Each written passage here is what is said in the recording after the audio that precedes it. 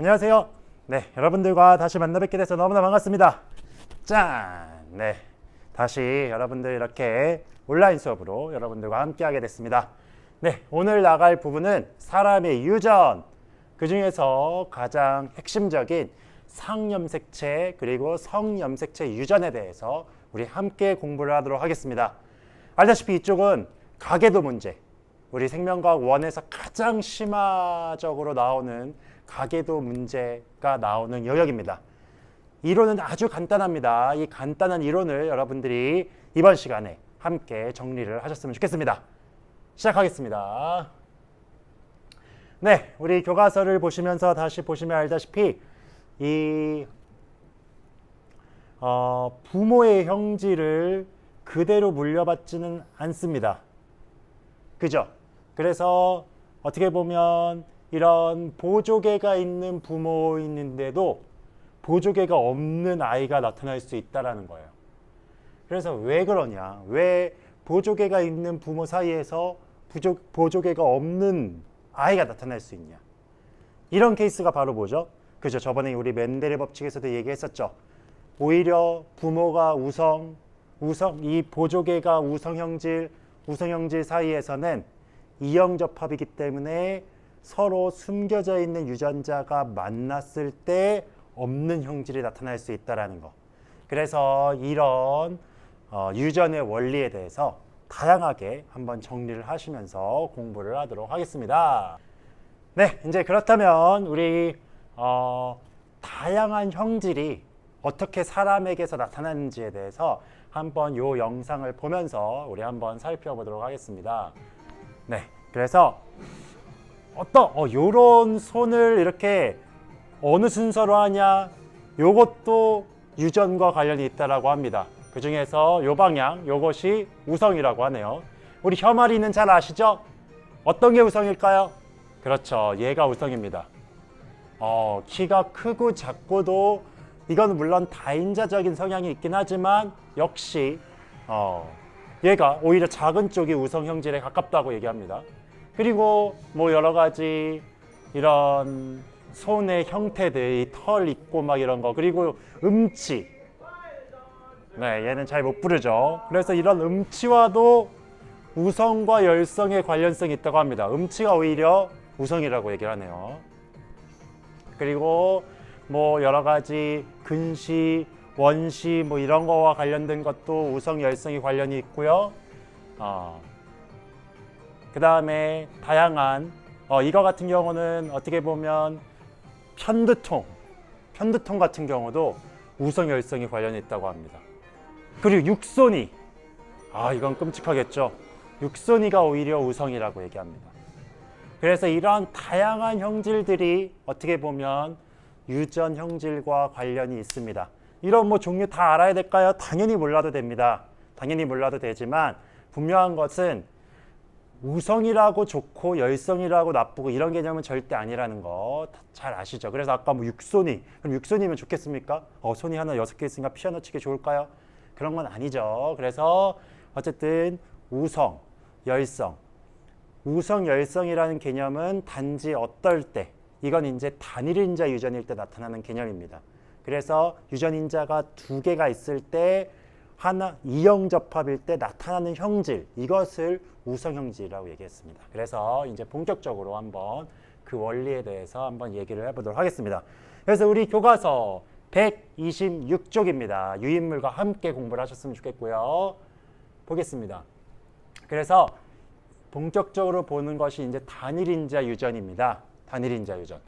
그래서 얘는 쌍으로 존재하는 한 쌍의 유전자에 의해서 결정이 된다. 그래서 특히 먼저 정리를 할 것은 상염색체에 의한 단일인자 유전을 얘기를 할 겁니다. 상염색체 우리 잘 기억하시죠? 그래서 우리 46개의 염색체가 있는데 그 중에서 성염색체를 제외한 나머지를 상염색체라고 얘기했습니다.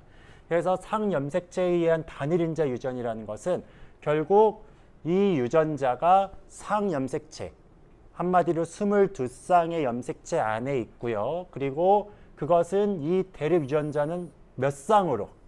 단일인자라는 것은 한 쌍에 의해서 결정이 된다. 한 쌍입니다. 그리고 모두 뚜렷하다. 우열 관계도 매우 뚜렷하다. 가장 기본적인 겁니다. 그리고 얘는 성염수체가 아니기 때문에 남녀의 출현 빈도도 같다. 그리고 얘는 우리 멘델의 법칙도 제가 정리를 해드렸지만 분리의 법칙을 따라서 형질이 발현이 된다는 겁니다. 그러면 한번 사례를 가지고 한번 얘기를 해보겠습니다. 귓불, 우리 귓불 요거. 저 같은 경우는 보이시나요? 저 같은 경우는 부착형입니다. 부착형이 오히려 열성이라고 하죠. 그래서 얘를 그냥 대문자 A로 한번 써보겠습니다. 그렇기 때문에 우성인, 분리형인 형질은 대문자 A일 수도 있고요. 대문자 A, 소문자 A일 수도 있습니다. 둘 다 분리형으로 나타납니다. 이해가 되시죠? 왜? 분리형인 유전자가 우성이기 때문에. 이해가 되시죠? 그래서 분리의 법칙이라는 건 뭐예요? 이 생식세포로 나타날 때 이 두 개가 분리된다는 거죠. 그래서 그 원리를 이 단일인자 유전은 다 따르게 되어 있습니다. 부착형은 소문자 A, 소문자 A. 이해되시죠? 그래서 이런 식으로. 그래서 뭐 알파벳으로 어떤 것으로 표시하는 건 우리가 정하기 따름입니다. 분명한 것은 우성형질이 있고 열성형질이 있다라는 거. 그리고 보조개도 있는 게 우성이래요. 있는 게. 그리고 없는 게 열성이라고 얘기합니다. 저는 보조개는 없습니다. 근데 우리 딸에는 있어요. 근데 우리 와이프는, 엄마가 아니죠. 와이프는 보조개가 있어요. 그러면 근데 또 딸 중에서 둘째 딸은 없어요. 이런 걸 통해서 우리 그런 와이프 같은 경우는 이형접합인 보조개의 유전인자를 가지고 있구나. 이런 것들을 또한 예측할 수가 있는 겁니다. 그래서 이런 간단한 유전 형질의 원리들, 그리고 이마선도 V자형이 있고 그냥 일자형이 있다고 하고 V자형이 우성 형질이라고 얘기를 합니다. 이런 것들 정리를 해보시고요. 그래서 뭐 이런 거 다 알 필요는 없습니다. 그래서 아까도 얘기했듯이 뭐 귓불 같은 경우는 분리형. 그래서 귓불 같은 경우는 분리형, 부착형. 그래서 얘가 우성, 열성, 그리고 미맹. 어떤 맛을 못 느끼는, 이게 뭐 미맹이라고 해서 모든 맛을 다 못 느낄 게 아닙니다. 어떤 특별한 맛을 못 느끼는 게 있는데 미맹이 그냥 정상은 우성, 그리고 미맹인 같은 경우는 열성이라고 얘기를 하죠. 그리고 혐아리도 가능한 게 우성, 불가능한 게 열성. 뭐 이런 것들. 그래서 뭐 쌍꺼풀, 이것도 우성, 쌍꺼풀이 우성, 열성이 외꺼풀, 뭐 이런 식으로 다 뭐 주근깨도 그렇고 아까 다지, 아까 그 육손이 같은 경우도 얘네들은 오히려 우성 성질이라고 얘기했었죠. 근데 오히려 육손이가 별로 없는 이유는 그 유전자 자체가 별로 없어서 그렇습니다. 그래서 이런 다양한 형질이 있다라는 거, 이런 것들은 다, 이런 종류들은 다 단일인자 중에서도 상염색체에 있는 것이라는 거 정리를 해두시고요. 그러면 이제 요 아주 간단한 이 분리의 법칙을 통한 이 유전자가 어떤 식으로 분리가 돼서 자손을 만들어낼 수 있는지 요 확률을 구하는 것들 아주 기본이죠. 그래서 한번 기본기만 한번 보도록 하겠습니다. 보다시피 지금 이제 귓불 유전입니다. 귓불 유전. 귓불 같은 경우는 아까도 보셨듯이 분리형이 우성이라고 얘기했었고요. 그 다음에 부착형이 열성이라고 얘기했습니다. 우리 처음 우리 그 들어가기에서도 얘기를 했었지만 분리형인 부모예요. 둘 다 분리형인 부모입니다. 사실 겉에 표현형으로만 보면 유전자형이 뭔지는 정확하게 알 수 없죠. 근데 분리형은 우성이기 때문에 대문자 AA 아니면 대문자 A, 소문자 A 이런 식으로 나타낼 수 있겠죠. 근데 요 둘 다 분리형인데 자손이 부착형인 아이가 나왔어. 둘 다 분리형인데 부착형이 나왔어. 그렇다라는 것은 둘 다 무슨 접합이라는 걸 알 수 있습니까? 그죠. 이형 접합이라는 것을 알 수 있죠. 이형 접합이라는 건 뭐였습니까? 그죠? 서로 다른 유전자가 있는 거. 대문자 A와 소문자 A. 만약에 대문자 A, 대문자 A가 있다라면 100%둘 중에 한 명이라도 대문자 A, 대문자 A가 있다라면 100% 뭐밖에 안 나올까요? 분리형밖에 안 나오게 됩니다. 그죠? 대문자 A가 무조건 만나게 돼 있으니까. 그래서 이런 형질들에 대해서 정리를 해보시고 그러면 이제 한번 다시 요걸 어떻게 분리의 법칙을 통해서 유전자가 나눠지는지 생식세포가 만들어지는지 다시 한번 보겠습니다. 요게 지금 부모예요. 그래서 대문자 A, 소문자 A의 어떻게 보면 분리형을 가지고 있는 귓불의 분리형을 가지고 있는 유전자를 가지고 있습니다. 그리고 이 사람은 이형 접합이죠. 근데 이 사람이 분리의 법칙이라는 건 뭐라고 했습니까? 그죠. 상동 염색체가 서로 나눠지는 거. 이거는 생식세포 분열을 생각을 하셔야 됩니다. 상동 염색체가 서로 나눠지는 거기 때문에 이쪽으로는 대문자 A, 대문자 A만 남았고요.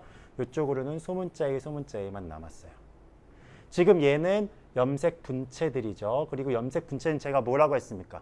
복제가 된 것이기 때문에 얘와 얘는 반드시 똑같을 수밖에 없다고 얘기했었죠. 그래서 나타날 수 있는 거 결국 대문자 A도 나타날 수 있고 소문자 A도 나타날 수 있다는 거.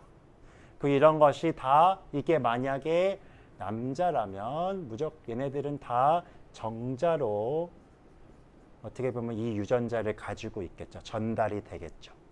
그래서 이 유전자를 만약에 만난다라면 무조건 분리형이 나타나겠고 소문자 얘를 만약에 만난다라면 소문자랑 또 만나게 여자도 만약에 소문자의 유전자랑 만나면 드디어 분리형이 겉으로는 우리 부모는 다 분리형임에도 불구하고 부착형인 아이가 나타날 수 있겠죠.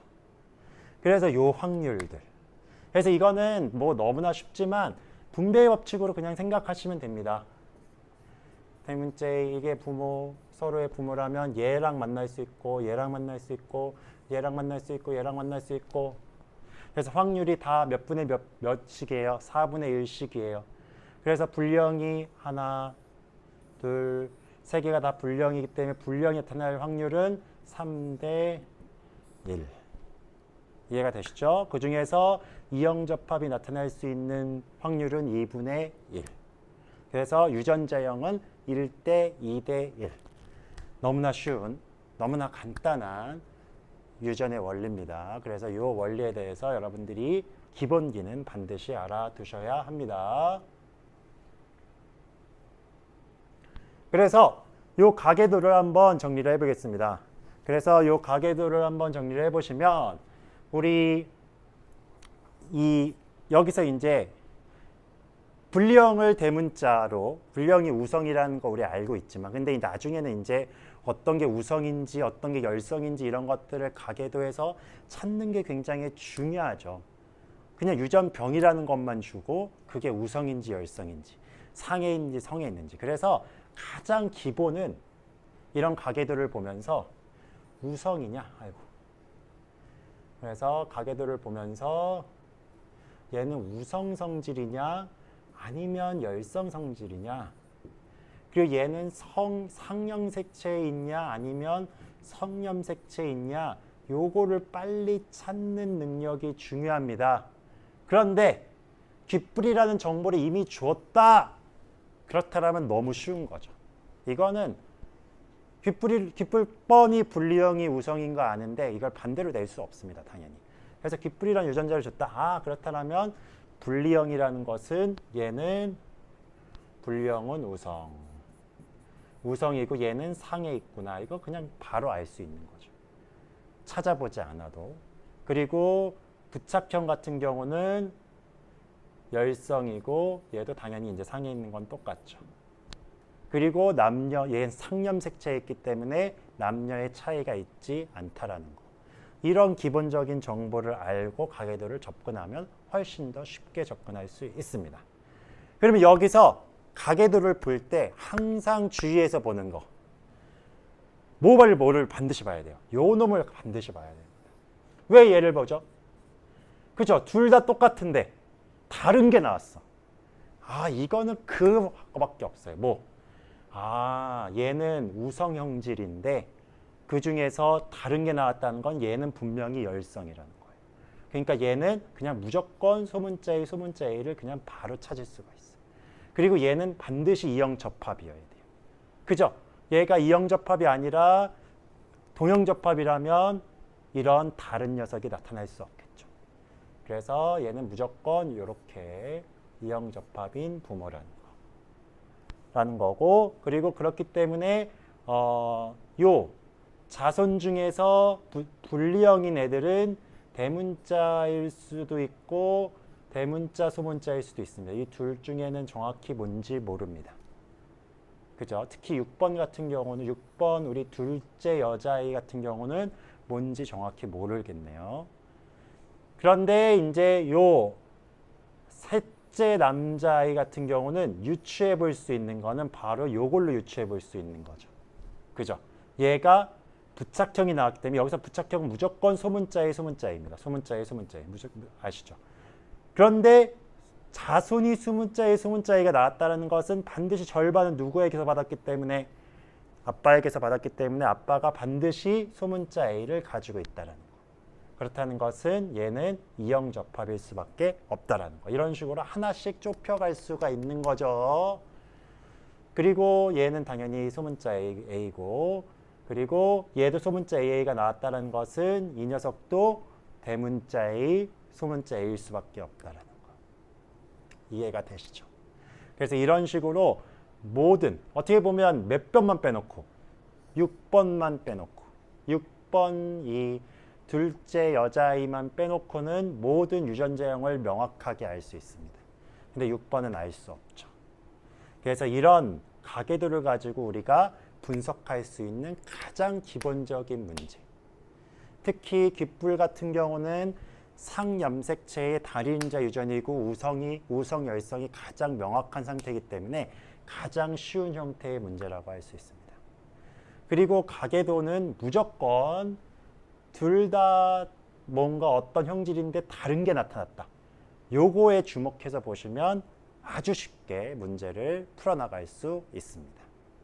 이해되시죠? 그러면 다음으로 넘어가겠습니다. 이번에는 지금까지는 상염색체의 유전인자가 있었고 단일인자였어요. 근데 이번에는 뭡니까? 성염색체에 있는 것을 한번 살펴보겠습니다. 그러기 위해서 먼저 사람의 성결정의 원리를 먼저 살펴보겠습니다. 이것도 너무나 간단하죠. 사람의 성결정의 원리. 어머니 같은 경우는 아시다시피 44개 플러스 XX를 가지고 있고요.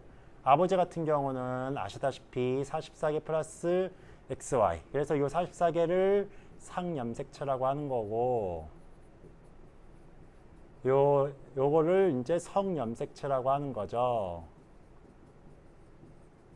이해가 되시죠? 그러면 얘네들이 이제 요것들이 다 감수 분열을 통해서 22개 플러스 X 그리고 그렇죠. 그래서 남성의 이 Y 염색체가 만나면 아들이 되는 거고 남성의 X 염색체가 만나면 딸이 되는 겁니다. 뭐 이건 너무나 쉬운 원리입니다. 그죠? 그래서 얘도 어쨌든 감수 분열을 통해서 N이었는데 뭘로 만들어졌습니까? N으로 절반으로 줄였죠. 상중 염색체가 분리가 됐죠. 그리고 그 과정에서 어떤 유전자를 만나냐에 따라서 딸이냐 아들이냐 결정이 됩니다. 그래서 이것이 어떻게 보면 사람의 성결정이고 이 원리를 확장해서 이제 성염색체도 그러니까 XY의 염색체 내에도 유전자가 있겠죠. 그럼 그 유전자는 어떻게 유전 형질이 나타나는지 상염색체와는 약간 다릅니다. 그 원리를 살펴보겠습니다. 네, 그래서 우리 성염색체, 이 단일인자 중에서 성염색체에 대한 것들은 우리가 두 가지로 생각해 봐야 됩니다. 하나는 반성유전과 하나는 한성유전입니다. 그래서 반성유전과 한성유전. 이 차이가 뭐겠습니까? 한성유전은 한마디로 어디에 있다는 거예요? X염색체에 있다는 겁니다. 뭐가? 우리가 보고자 하는 유전자가 X염색체에 있다는 거예요. 그래서 X염색체에 있어요. 그래서 형질의 빈도가 달라지는데 얘 같은 경우는 남성 발생 빈도가 더 높습니다. 왜? X는 남성 같은 경우는 하나밖에 없기 때문에. 그래서 여기에 뭔가 프라임이라고 해서 어떤 유전병이 있으면 남성은 이 프라임을 받으면 무조건 뭐가 돼요? 유전병이 돼요. 근데 여성 같은 경우는 XX, X 프라임, X 이 보인자라고 하는 이것도 어떻게 보면 정상이에요. 단지 뭐만 X 이게 물론 이제 열성일 때 그렇지만 여기 때만 유전병이 나타나기 때문에 확률이 다르게 돼 있죠. 이해가 되시죠? 그래서 어쨌든 남성의 발생 빈도가 더 높습니다. 특히 반성 유전의 예로는 정록생맹과 혈우병, 구루병 같은 경우가 있다는 거. 이런 것들은 그냥 알아두시면 편합니다. 이 정록생맹과 혈우병, 구루병 같은 경우는 여러분들이 알아두시면 좋은 게 얘는 이 정보만 있으면 뭐 가게도 다 분석할 필요 없이 얘는 X염색체 있구나. 그 중에서도 뭐는 우성이고 뭐는 열성이고 이런 정보들을 여러분들이 명확하게 알고 있으면 문제를 풀기에 훨씬 더 유리한 면들이 있습니다. 그래서 일단 정록생맹은 열성인 유전병이죠. 그래서 그런 것들을 여러분들이 정리해 두시면 좋겠습니다. 그래서 여기서도 이제 보다시피 남자 같은 경우는 정상이에요. 정상 유전자를 가지고 있으면. 근데 이 열성이기 때문에 여기다가 이제 소문자로 썼는데 소문자인 유전자를 가지고 있으면 생명이 되는 겁니다. 그리고 여성 같은 경우는 정상, 보인자도 정상. 왜? 아까 정록생명 같은 경우는 열성이기 때문에 그랬어요. 그리고 둘 다 가지고 있을 때 생명. 그래서 이런 확률이 서로 다르다는 거 살펴볼 수 있죠. 한성유전까지 일단 정리해 보겠습니다. 한성유전은 그럼 뭡니까? 한쪽 성에서만 형질이 나타나는 유전 현상입니다. 한쪽 성. 그렇다는 것은 우리 대표적으로 얘는 어디에 있을 때? Y염색체에 있을 때입니다. 이해가 됩니까? 그래서 유전자가 Y염색체에 있을 경우 그래서 남자에게만 형질이 나타납니다. 왜? Y는 어디밖에 없기 때문에. 남자에게서밖에 없기 때문에. 그래서 한성유전의 대표적인 예는 귓소털 과다증. 뭐 여러분이 직접 본 적은 없겠지만 막 있나요? 막 머리 귀 속에 털이 이렇게 삐죽삐죽 길게 있는 사람이 있어요. 그분은 남자면 무조건 귓속털 과다증이 생기는 거예요. 그래서 이런 한성유전 Y염색체에 있는 유전 형질 같은 경우는 한성유전으로 나타날 수 있다. 이건 굉장히 간단하겠죠. 이런 문제가 나타난다면. 네, 그러면 요거 정리를 해두시면 될 것 같고요. 그래서 우리 이제 정록생명에 대해서 우리가 좀 더 살펴보려고 하기 때문에 우리 약간 쉬어가는 마음으로 여러분들이 정말 생명인지 정록생명인지 그럼 정록생명이 어떤 식의 색깔이 잘 안 보여 숫자가 구별이 안 되는지 한번 이 테스트를 한번 해보도록 하겠습니다. 어디 갔어요? 네. 보이시죠? 그래서 얘도 한 15. 근데 17처럼 보일 수도 있다고 얘기해요. 정록생명 같은 경우는. 그리고 얘도 네. 잘 보이죠? 74. 그리고 얘 같은 경우는 조금 더 어렵나요? 예, 6. 그래서 이런 노멀한 사람 그냥 6처럼 보이는 이런 식의 정록생명. 그래서 이것이 어떻게 보면 X염색체에 있는 어떤 유전 물질이 잘못됐을 때 나타나는 유전병입니다. 넘어가겠습니다. 그래서 정록생명의 유전 원리까지 이제 오늘은 정리를 해보겠습니다.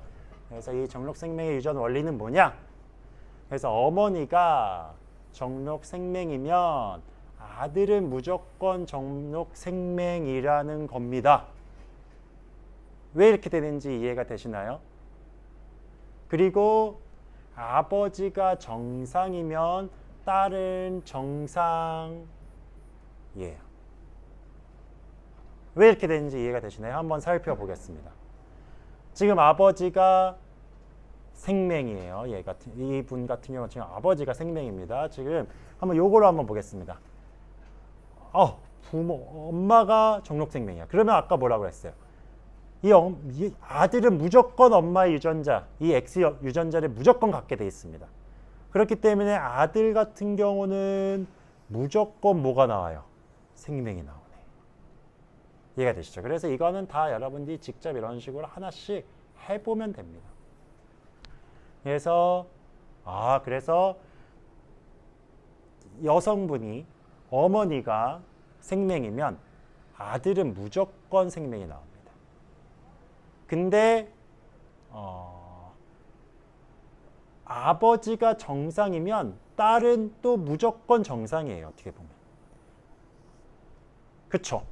왜? 무조건 딸 같은 경우는 아버지의 X 염색체를 가질 수 있기 때문에 아버지가 정상이면 딸은 또 무조건 정상. 그렇지만 100% 보인자가 되네요. 이것도 한번 봅시다. 얘는 겉으로는 분명히 부모도 아버지도 정상, 아버지도 정상이고 어머니는 보인자예요. 보인자라는 것은 요 유전자가 지금 숨겨져 있다는 거네요. 그래서 보인자입니다. 그래서 얘도 한번 이렇게 분리의 법칙을 한번 해보겠습니다. 해봤을 때 숨겨진 형질이 한 명이 나오네요. 누구만? 아들만. 그죠? 아들만 한 명이 4분의 1 정도. 근데 아들 중에서는 2분의 1이네요. 그죠? 전체 중에서는 4분의 1이고, 그래서 아들 중에서는 2분의 1 확률로만 뭐가 나옵니까? 생명이 나오고. 그리고 딸들은 어쨌든 아버지가 정상이었기 때문에 딸은 다 정상. 이해되죠? 근데 한 명은 보인자. 그래서 이런 확률 다 계산할 수 있을 겁니다. 반대로 아까 아버지가 생명이면 무조건 뭐라고 그랬어요? 아버지가 생명이면 딸은, 근데 이거는 무조건은 아닙니다. 아버지가 생명이어도 여기서도 이제 보다시피 아버지가 생명이면 어머니가 어떤 유전자를 주냐에 따라서 결정이 되긴 합니다. 그래서 아버지가 생명이어도 생명이 안 나타날 수도 있습니다. 그죠? 그래서 아들, 딸이 다 정상인 사람들이 있습니다. 그래서 이것도 확률을 여러분들이 다 이런 식으로 확인을 해보시면 확인할 수 있어요. 그래서 성염색체에 있는 유전의 원리가 무엇인지, 그리고 상염색체에 있는 유전의 원리가 무엇인지, 그래서 어떤 식의 확률의 차이가 나타나는지, 그리고 가게들을 보는 가장 기본적인 원리가 무엇인지, 이런 것들 여러분들이 잘 정리해 놓으셨으면 좋겠습니다. 그래서 요것도 이제 똑같습니다. 그래서 요거는 한번 영상을 보면서 이게 이제 열성 유전병의 사례입니다. 그렇기 때문에 얘도 이제 정록생명과 똑같은 거예요. 그래서 이 반성 유전인데 열성 유전병. 그러니까 아까처럼 정록생명도 열성이었잖아요. 그 사례를 한번 보는 겁니다. 여기서도 이제 사례를 보면 알다시피 안 나옵니까? 그래서 여기 같은 경우는 이제 둘 다 정상인 사람. 그래서 도미넌트고, 여기 같은 경우는 보인자죠. 그래서 헤테로죠. 그래서 헤테로는 어떻게 보면 이형 접합입니다. 그렇지만 둘 다 정상이에요. 둘 다 정상. 근데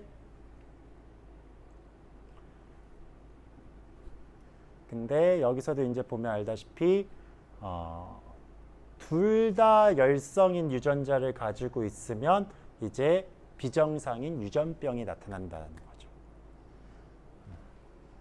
그래서 이런 확률적인 문제들을 여러분들이 한번 살펴볼 수 있습니다. 그래서 남성은 어쨌든 정상이에요. 그래서 정상적인 우성 형질을 가지고 있습니다. 그리고 여기 같은 경우도 이제 나타났죠.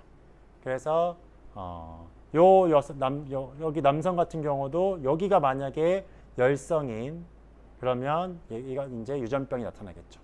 그래서 서로 이제 만났습니다. 둘 다 정상이에요, 겉으로는. 근데 이분이 캐리어라고 해가지고 보인자인 거예요.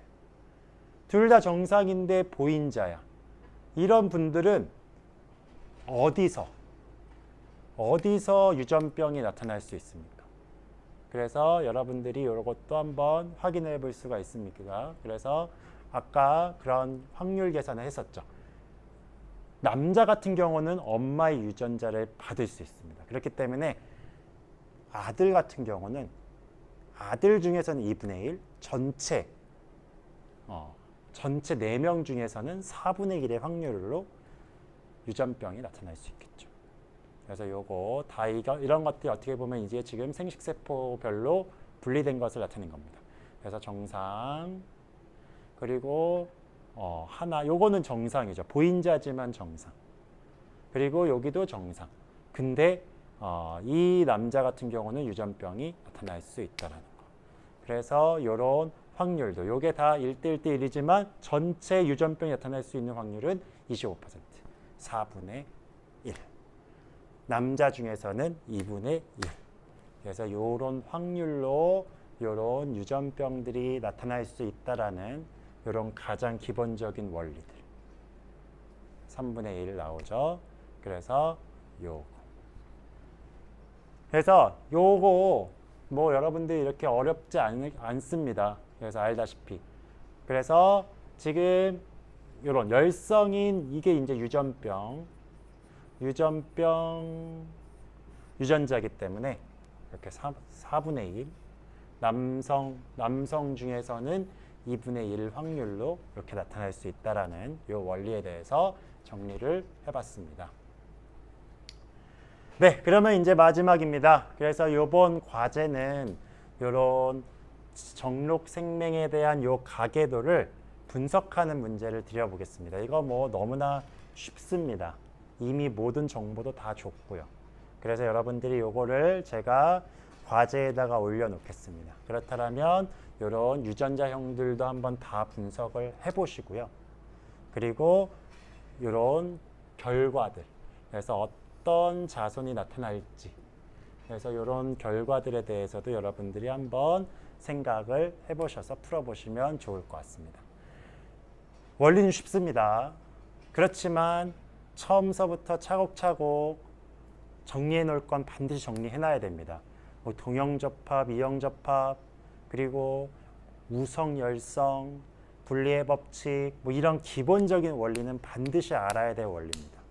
그래서 뭐 독립 연관을 통한 상인, 뭐 상반 이런 원리들은 많이 빠졌습니다. 그럼에도 불구하고 요런 여기까지 상과 상염수치와 성염수치에 있는 유전 원리, 분리의 법칙을 통한 원리, 이런 비율, 이런 것들은 반드시 여러분들이 꼭 알아두시고 숙지를 하셔서 좀 더 어려운 문제도 접근해 나가셨으면 좋겠습니다.